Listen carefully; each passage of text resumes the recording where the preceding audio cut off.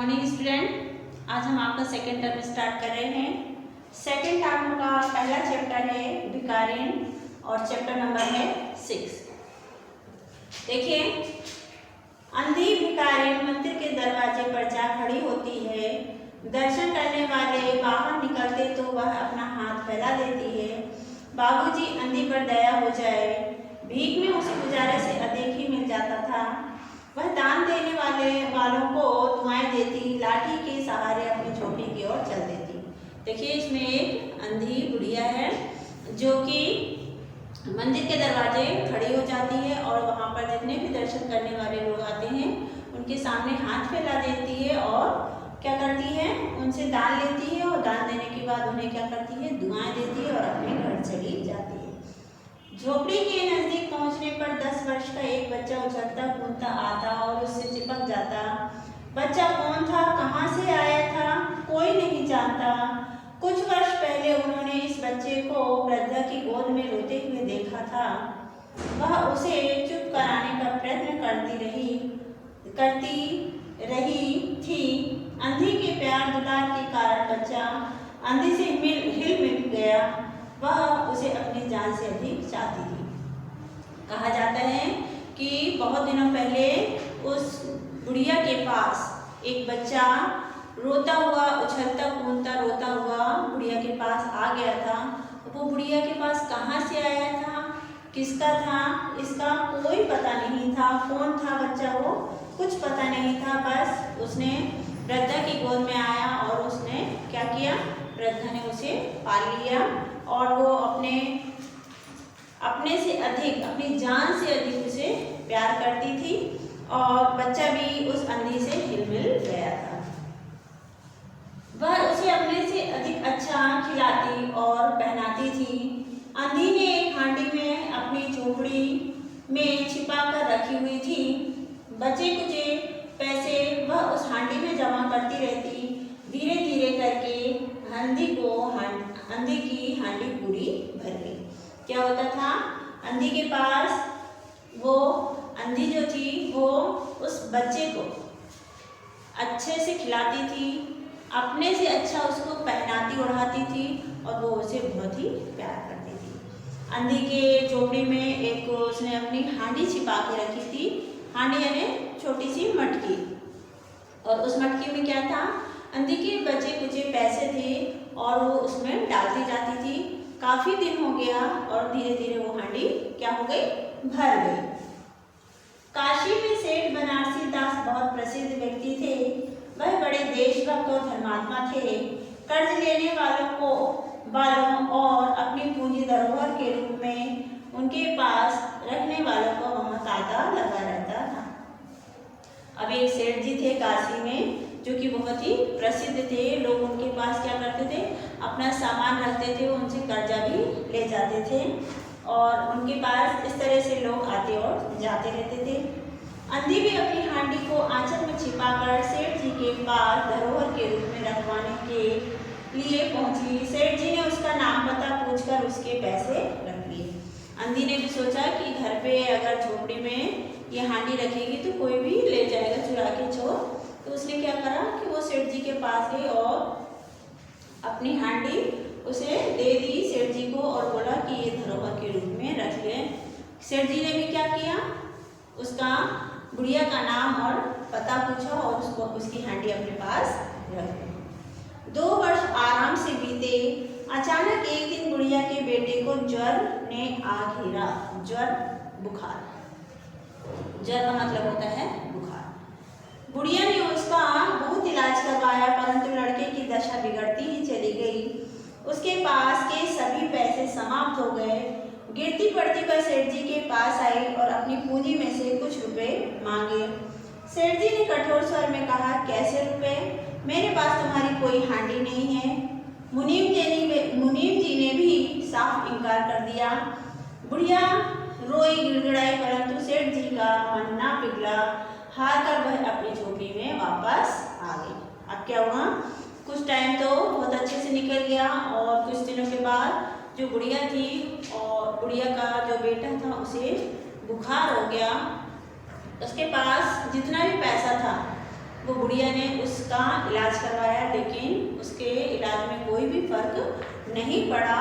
और लास्ट में क्या हुआ कि वृद्धा सेठ जी के पास पहुंची और कहा कि उस हांडी में से मुझे कुछ पैसे दे दें। लेकिन सेठ जी ने क्या करा, मना कर दिया और कहने लगा तुम्हारी कोई हांडी मेरे पास नहीं है।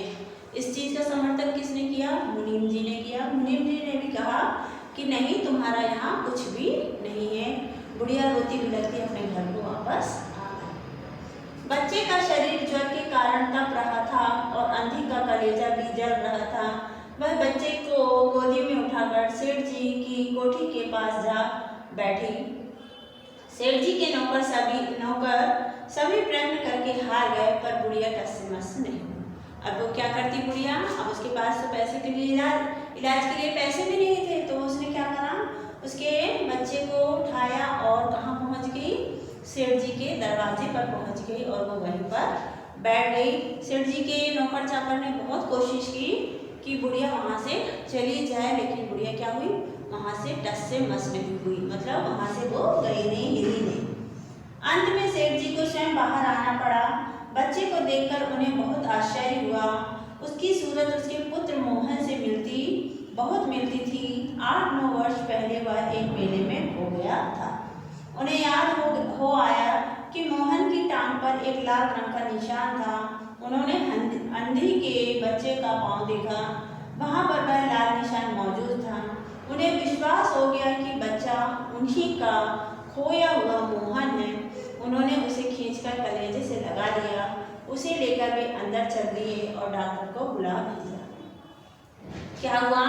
नौकरों ने बहुत ही कोशिश कर ली, लेकिन बुढ़िया वहाँ से हिली डुली नहीं और वो वहीं पर बैठी रही। लास्ट में सेठ जी को बाहर आना पड़ा और सेठ जी ने जब उस बच्चे को देखा तो उन्हें बहुत ही आश्चर्य हुआ। क्यों हुआ? क्योंकि उसके जो बच्चा था उसकी शक्ल उनके अपने बच्चे से मिलती जुलती थी।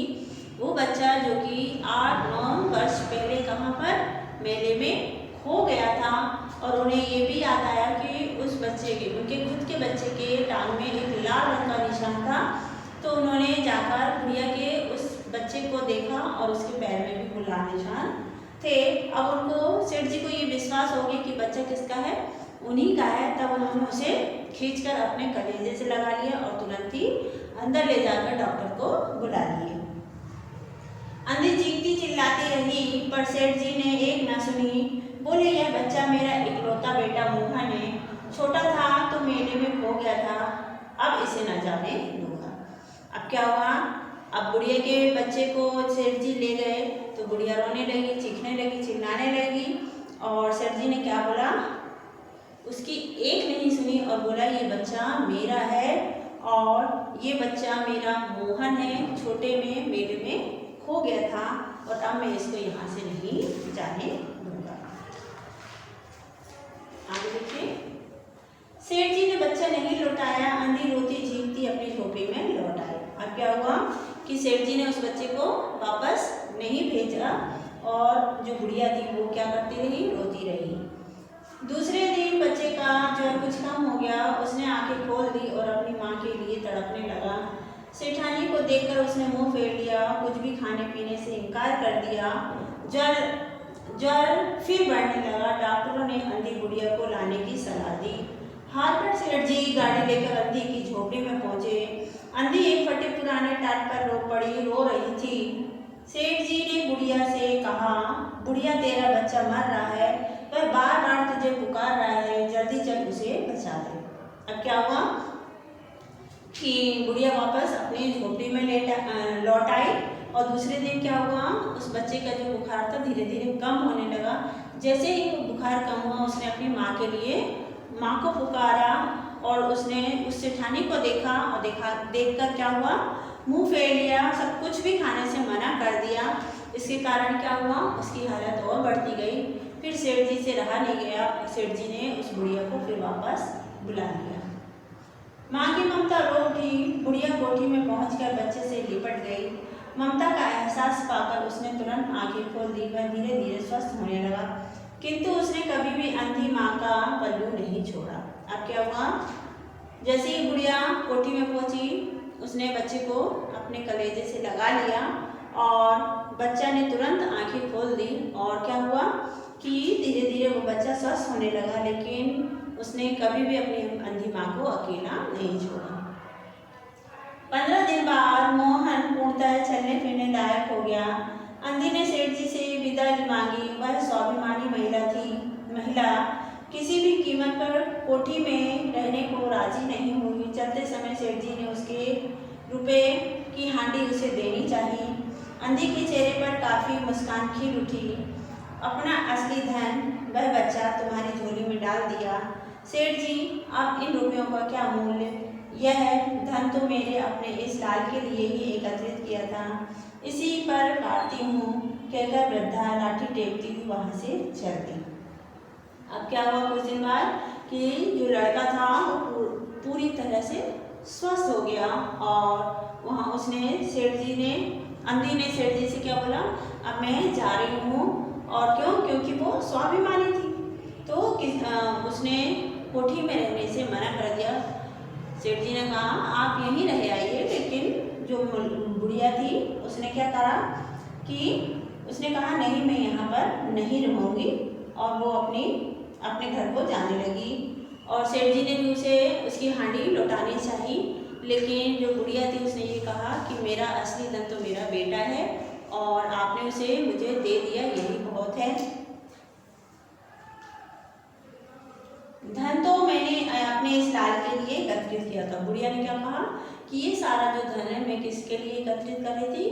अपने बेटे के लिए एकत्रित कर रही थी और इसी पर मैं लुटाना चाहती थी। सेठ जी ने अंधी भिखारिन के त्याग के सम्मुख घुटने टेक लिए। इस समय सेठ जी याचक के थे और वह दाता थी। लास्ट में क्या हुआ, सेठ जी ने अंधी भिखारिन के उसने जो त्याग करा उसके सामने वो घुटने टेक लिए। और अब क्या हुआ, अंधी कौन थी? अंधी कौन बन गई? दाता बन गई और सेठ जी याचक यानी मांगने वाले बन गए। तो इस कहानी में आपको ये समझ में आया कि एक माँ अपने बेटे को किसी भी कीमत पर किसी को नहीं देना चाहती है। ठीक है, तो अगली वीडियो में हम इसके प्रश्नोत्तर करेंगे और एक्सरसाइज करेंगे। ओके।